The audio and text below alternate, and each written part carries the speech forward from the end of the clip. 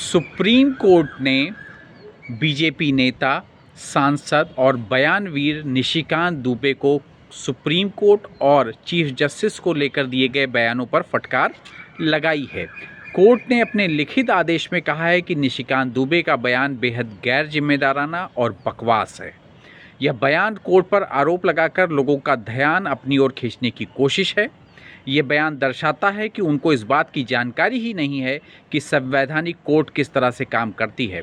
Court ने हालांकि निशिकांत दुबे के खिलाफ अवमानना की कार्रवाई करने से इनकार कर दिया, लेकिन कहा कि सांप्रदायिक आधार पर नफरत फैलाने वाले और भड़काऊ बयानबाजी वालों से सख्ती से निपटा जाना चाहिए था।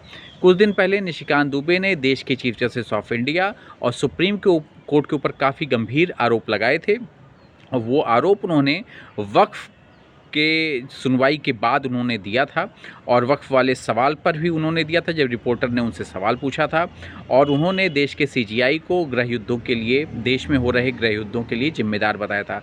फिलहाल सुप्रीम कोर्ट ने फटकार लगाई है और कहा है कि इनको पता ही नहीं है कि संवैधानिक कोर्टें क्या काम करती हैं, कैसे काम करती हैं, किस तरह काम करती हैं, ये इनको पता नहीं है। इनका बयान गैर जिम्मेदाराना है, बकवास है।